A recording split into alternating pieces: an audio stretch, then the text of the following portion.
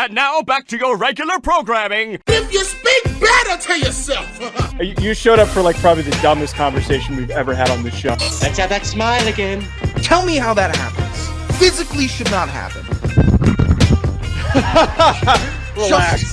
If you say Give me as well. 3 times a day, God will line it up. He's just an absolute hack, and he gets his ass kicked by the teammates every week.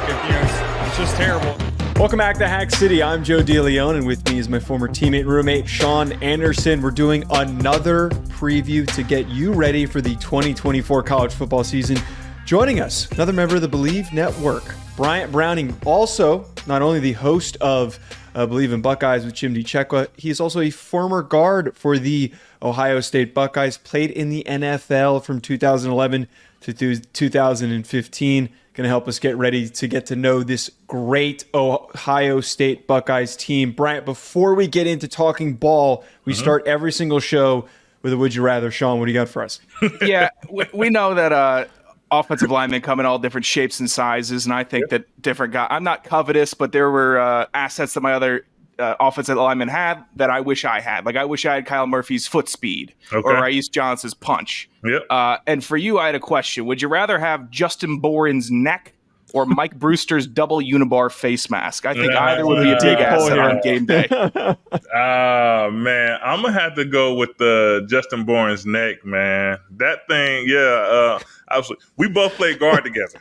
So we're 2 starting guards. So we do a lot of drills, you get, kind of do a lot. We did a lot of drills head to head, right? So I had to kind of take a lot of those impacts. My neck, just talking about necks is like kind of, you can send some chills through my neck right now.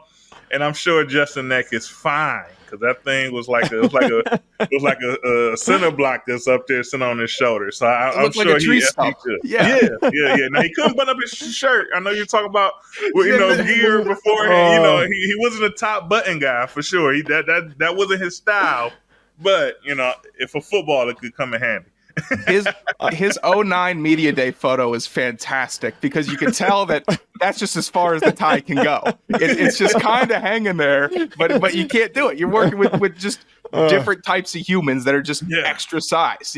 Conventional clothes and stuff don't work. Yeah, right. Yeah, the double bars, it'd been cool while I was playing, I guess, but you're a lineman. Sometimes you get too much stuff up there, it hurts your vision. You can't.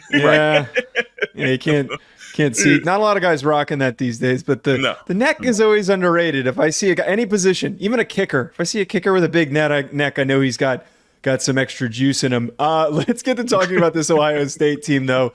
There's a lot coming back. And the quote that really stood out to me this week at Media Days when Denzel Burke, who's a very talented corner, said, "Understand that I ain't come back for no BS," which is so true that all these guys are coming back for a national championship run. I just want to ask you, having played for this program, how much do you think that experience and all of these guys that have played together on the O-line, the D-line, in the secondary, every single position group seemingly, how important do you think that's going to be down the stretch and for when they reach the playoff? Yeah, I mean, it means a lot. Obviously, with this season, the way it's set up, it's going to be a long season. So you're going to have some depth. Some guys, obviously, it's football. Guys are going to get injured. So you're going to need some younger guys to kind of step up. But it just kind of helps a lot to have a guy that's already out there that's been through it, right? They know what it's like to kind of go out there and have success week in and week out. This team, they know what it's like to kind of go out there and lose some big games, right? And that feeling of, of not getting the job done. So, it's, obviously I feel like across the nation, I Bleav between maybe us and Oregon, we definitely won the offseason, right? And just kind of getting guys back and returning and what we was able to receive out of the transfer portal. But now it's time to show it, right? We're going into camp. You got a lot of experience. But, obviously it's a lot of high hopes for this team. And as Denzel Burke said, he ain't come back for no BS. And us being a fan now, I'm not here to watch no BS. I want to see you guys go out there, be able to execute. I know everything is not going to bounce our way, but we should kind of always look the par. We should be working on the small things because we have the big things already down packed. And we're working on the small things to be a national championship team. Bryant, seeing how the media covers different offensive lines across the nation, you see there's a lot of love for the Alabama, a lot of love with Wisconsin, Iowa. Ohio State, though, since tracking college football, constantly putting people in the NFL, constantly putting out really good offensive lines. What can you attest to what makes that culture up front so strong for the Buckeyes?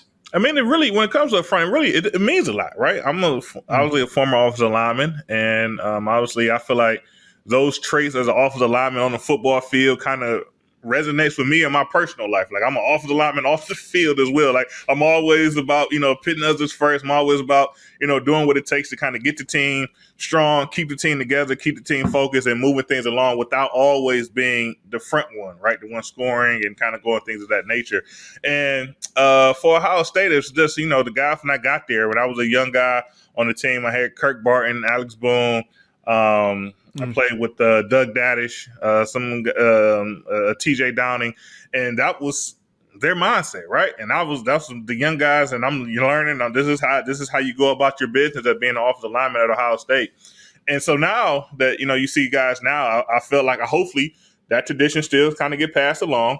I was a former captain, and I went to the captain's dinner last year, and it's a silly tradition, but we got some silly traditions that we do at the pregame meal, and to see that the team is still doing those traditions, right? There's some of the things they make the freshmen do.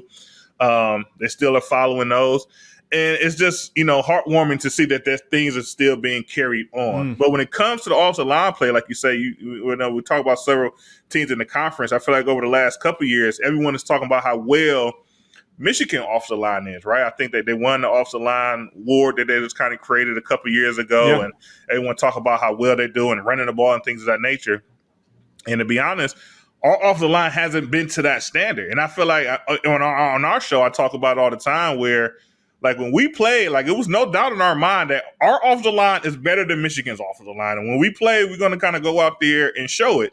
Over the last couple of years, I don't know if that same mindset has been, I'm not going to say, I know when the team is there, right? But outwardly, far as the nation looking in on these teams, I don't know if everyone is kind of seeing it the same. And I feel like that's one thing we have to kind of get right this season, that our offensive line play is tops in the nation.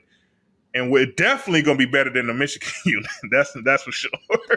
Yeah, they're replacing a ton, and I don't. That shouldn't even be considered to be a hot take. That this going into this upcoming year, they're built to be one of the best in the country. Overall, I mean, like, there's so many guys that we could sit here and talk about. And I remember when I came on your show during the offseason with you and Chimsy, and you guys were asking me about just the general prospects and expectations for all these big names.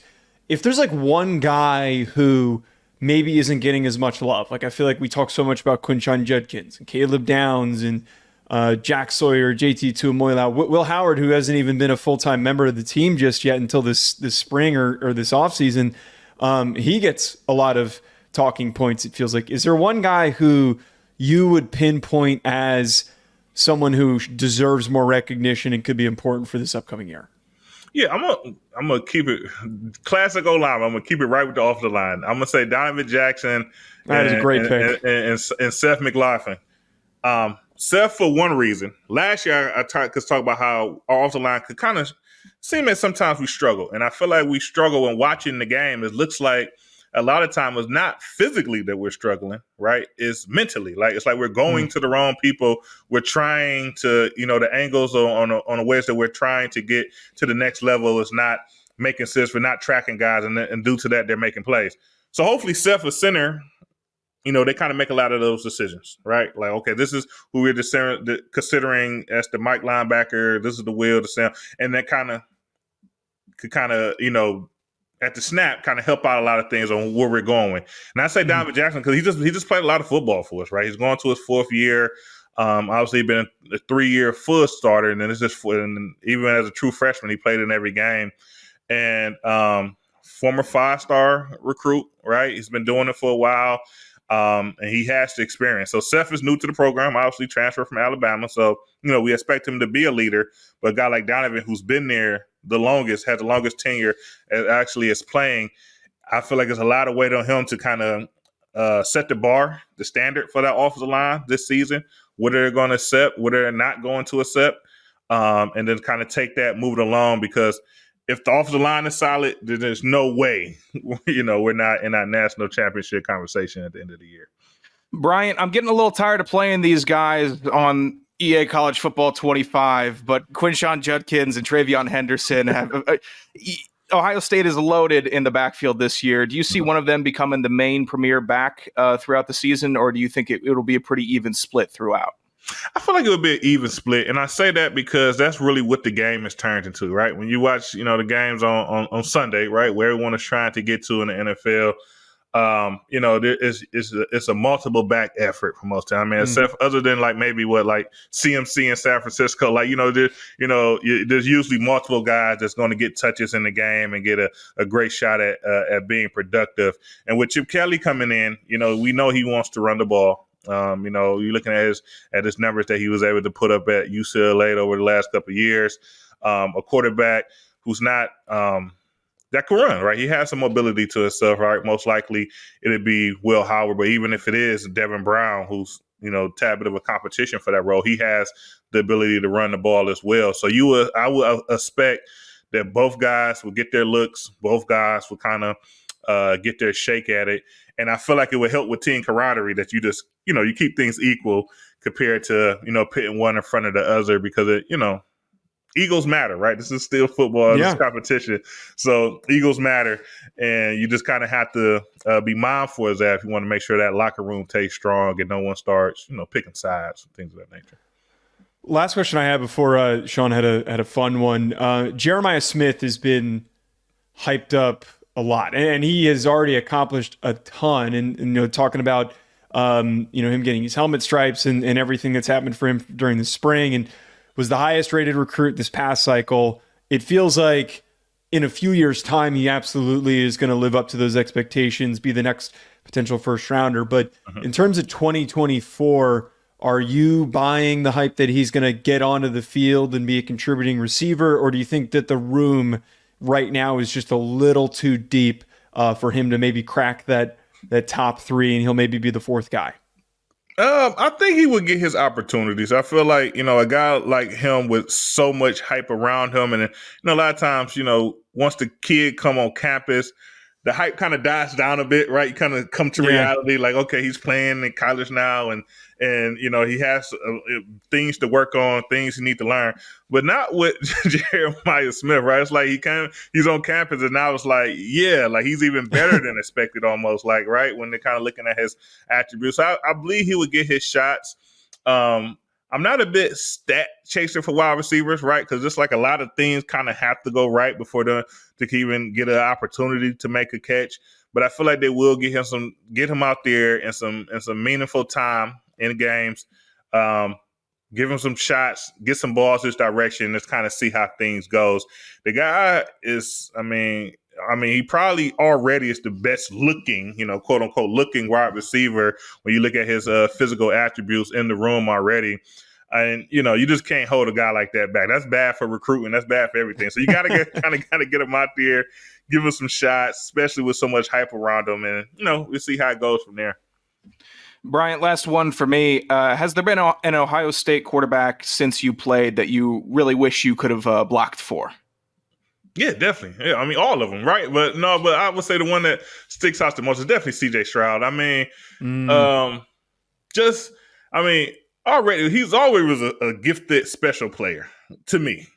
When he first got the job at Ohio State, obviously, you guys are not so in tune with the media. There was questions like, oh, is he the guy? Like, should we be trying to, play some younger guys behind him? And I'm just like, what do you see that I don't see? Like, this guy's making, like, the ball is out fast, it's down the field. If it's a completion, or he never threw many interceptions, but if it was an interception, it was like, well, you kind of see what he was trying to do with the ball. And then that's the way he kind of carries himself whenever he speaks to the media. He picked guys first. And he just seemed like a natural leader for the locker room. And a guy like that, you just kind of all come around. That's one biggest thing about me and C.J. Stroud is that, as a starter, he never beat Michigan. And essentially it would be due to that he never was a Big Ten champion.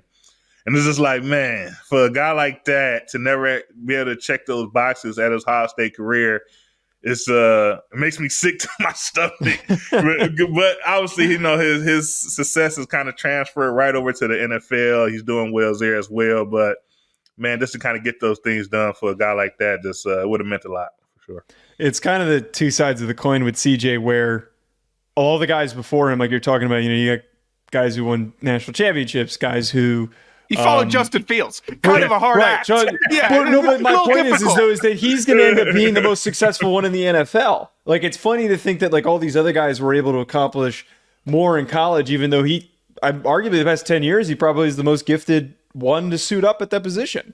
Yeah. I mean, my thing when I watch CJ Stroud, like I was offensive lineman, right? I'm not great at judging quarterbacks. Sometimes, like I don't know how the coach rather make a decision who won the competition. Like because things are always kind of so touch and go, right? But with CJ Stroud, it's like almost like where you could imagine the ball need to go. Like he always put it there. Like, all right, it would be perfect if you could just drop it over the shoulder. He drops it over the shoulder. It'd be perfect if he could just throw it in this window and he throws it in the window. And it's just, to me, it's just a special talent when it came to ball placement. And definitely one of the best to ever do it for sure. Excited to see what he does this year for the Texans. Well, Bryant, that's all we had for you. Appreciate you taking the time. Folks, go and check out Bleav in Buckeyes with him and his former teammate, Chimdi Chekwa. Great show. Best Buckeyes coverage that you're going to get. Anything else that you want to plug before we get out of here? You got what's like the next series of things coming up on the show before the start of the season? Gearing up for camp, right? Getting there for camp, right? I think camp starts in a week or so, things of that nature. So once again, technically there's quarterback competition at Ohio State, so obviously covering that. There's a couple of spots on the offensive line that's open. But other than that, just really tracking our young guys. We know what the older guys are going to give us. How are our young guys going to progress so we can have that depth needed to be a national championship team? Well, folks, make sure to go subscribe to go check that out, and we will talk to you later.